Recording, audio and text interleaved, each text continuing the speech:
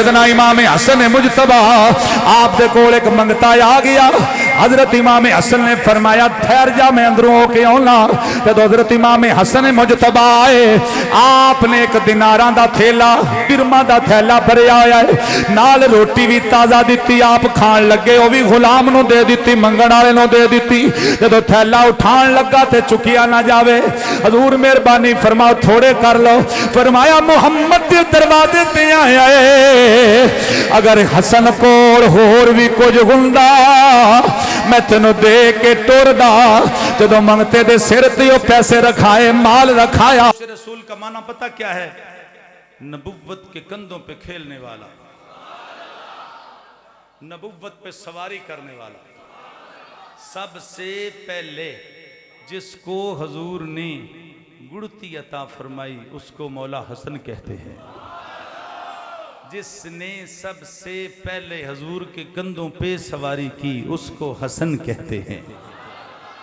جس نے مدینے میں سب سے زیادہ حضور کے کندھوں پہ کھیل کر اپنی زندگی گزاری اس کو حسن کہتے ہیں. آواز رات دو تین جملے بس امام حسن دی بارگاہ پیش کریے وقت پورا ہو گیا میرے نبی دے غلاموں. حضرت مولا امام حسن مجتبی جدوں پیدا ہوئے میرے نبی کریم صلی اللہ علیہ وآلہ وسلم آپ نو پتا چلیا میرے کریم نبی صلی اللہ علیہ وسلم تشریف لے آئے. اج دو طرح پیدا ہوئے. نانا چائی چائی آندا اللہ نے تھی دا کر وسایا تے نانی جاندی ہے ویکھی اپنے نانے تے گیا ہے ویکھی نانے تے گیا ہے. نانی تے دا نک گیا ہے بڑیاں گلاں ہوندیاں نے. پر جدوں حضرات زہرا کو پوچھیا گیا تیرا پتر کی دیتے ہوئے زہرا نے خود دسیا جی میں میرے بابے محمد دی تصویر ہے میں حسن مجتبی دی تصویر ہے. سیرت دیاں کتاباں چاہندا ہے حضرت امام حسن دا چہرہ چہرے تو لے کے سر مبارک تو لے کے سینے تک حضرت امام حسین دا ناف تو لے کے پیراں تک دو میں شہزادے کھلار دیو محمد دی تصویر بن جاندی ہے. گل ایتھے کرا یہی گل پھبدی ہے نبی کا گھرانہ بڑی شان والا. سارے مل کے کہہ لو جڑے جنگ تو بچے آئے بیٹھے جڑے نوشہرے تو آئے بیٹھے بڑیاں تواڑیاں فرمائشاں بچے بس گل ایتھے مکان لگے ہیں. نبی کا گھرانہ بڑی شان والا ہے یہ آستانہ بڑی شان والا. خدا کی قسم کھا کے کہتا ہوں یارو زینب کا نانا بڑی شان والا. حضرت سیدنا امام حسن مجتبی آپ دے کول ایک منگتا آ گیا. حضرت امام حسن نے فرمایا ٹھہر جا میں اندروں ہو کے آنا. جب حضرت امام حسن مجتبی آئے آپ نے ایک دیناراں دا تھیلا درہماں دا تھیلا بھریا ہویا ہے نال روٹی بھی تازہ دتی آپ کھان لگے وہ بھی غلام نو دے دتی منگن والے نو دے دتی. جب تھیلا اٹھان لگا تے چکیا نہ جاوے حضور مہربانی فرماؤ تھوڑے کر لو. فرمایا محمد دے دروازے تے آیا ہے اگر حسن کول ہور بھی کچھ ہوندا میں تینوں دے کے ٹر دا. جدوں منگتے دے سر تے او پیسے رکھائے مال رکھایا. حضرت امام حسن مجتبی پھر اگے ود کے ہاتھ بن کے آکھیا مینوں معاف کری. حضور کیڑی گل دی نالے منگتے نو رجا رہے ہو نالے معافیاں منگ رہے ہو. فرمایا جڑا تینوں دو گھڑیاں ٹھہرایا ہے میرے انتظار وچ رکیا ہے او دا تیرے کول معافی پیا منگنا وا. یہ او گھرانہ ہے جن رب دے راہ تے اس رنگ نال انج رب دے راہ تے اپنی جان مال اولاد ہر شے قربان کیتی ہے. تے میں تے ہی آکھاں گے اس گھرانے دی گل تیری نسل پاک میں ہے بچہ بچہ نور کا. سارے ہاتھ لڑا کے نبی دی آل دا ذکر کر لو. کیمرے لگے ہوئے نے موبائل لگے ہوئے نے تہاڈا میسج اگے جاوے تیری نسل گیلری والے تسی بھی جڑے اتلے پورشن دے بیٹھے نے تسی بھی سارے ہاتھ لڑا کے تیری نسل پاک میں ہے بچہ بچہ نور کا.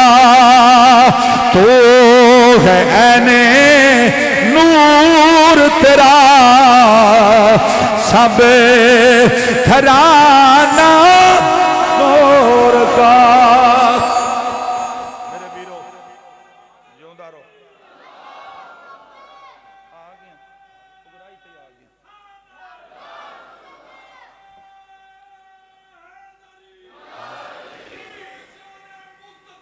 زندہ باد.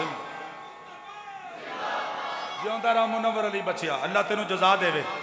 لو جی سنو ایک حدیث پاک سن لو تے او دا پھر اثر ویکھیو تے تواڈے چوں اثر او دا لینا ہے انشاءاللہ. حضور نبی کریم صلی اللہ علیہ وسلم نے فرمایا مشکات شریف کی حدیث السخاء شجرۃ فی الجنہ. السخاء شجرۃ فی الجنہ فمن کان سخیا اخذ ببعد منها فلم یترکہ الغصن حتی یدخل الجنہ.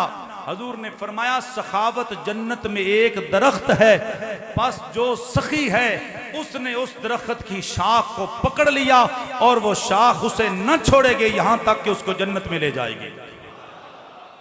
سخی واسطے حضور فرما رہے ہیں.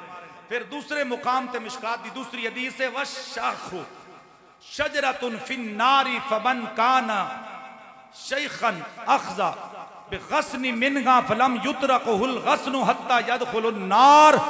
اور بخیل ایک درخت ہے جو آگ میں ہے، پس جو بخیل ہے اس نے اس کی شاخ کو پکڑ لیا اور اس کو وہ نہیں چھوڑے گی حتیٰ کہ اس کو دوزخ میں ڈال دے گی. مانا کیے لغوی اعتبار نال سمجھاواں تے وے جنوں رب دیوے اور رب دے راہ تے دیوے تے جنت دے بوٹے نو ہتھ پا لیندا ہے. جدے کول ہوندیاں پھر اللہ دے راہ تے نہ دے وے. حضور فرماندے نے انہیں بخل کیتا ہے، بخیل ہو گیا، کنجوس ہویا، انہیں اس شاخ نو ہاتھ پایا جڑی دوزخ دے وچ انہوں لے کے جائے گی. کڈیا بختاں والا وہ بندہ ہے جدے واسطے حضور صلی اللہ علیہ وسلم نے ارشاد فرمایا کہ سخی اللہ دے راہ تے خرچ کردا ہے، رب دے خزانے غیب دے وچ او دے مال وچ اور برکت عطا فرما دیندا ہے. سمجھ گئے ہو گئے حدیث کیوں سنائیے تے دا فائدہ کیے. حضور صلی اللہ علیہ وسلم دا فرمانے علی شان ہے کہ جدو تسی اپنے مال چو اللہ دے رستے تے دیندے ہو رب تانوں غیب دے خزانے چو مال عطا فرما دیندا ہے. تے سخاوت کرن والے دا رب رزق وچ کمی آن دیندا نہیں، اللہ او دے سختیاں آن دیندا نہیں.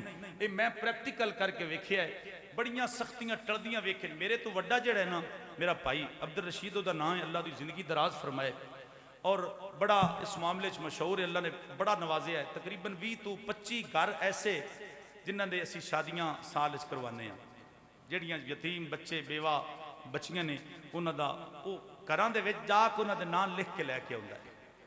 میں پچھلے سال دے کول پوچھیا، اجے تک ہن نہیں پوچھیا اب کی نظام بنیا کتنا ہے. انہوں نے کہا قاری صاحب الحمدللہ 18,85,000 روپیہ میں غریباں دے گھراں وچ رب دی رحمت نال دے کے آ گیا. حکم یہ وے کہ اپنے قریبیاں نو ویکھو، رشتہ داراں نو ویکھو. اللہ دا فضل ہے، رب دی رحمت ہے، کمی رب نہیں رہن دیندا. صرف مقصد دے وے پھر اللہ نے اس دا حساب سانو دنیا تے عطا کردا ہے. پھر واللہ ممبر تے بیٹھا رب عطا کر رہا ہے.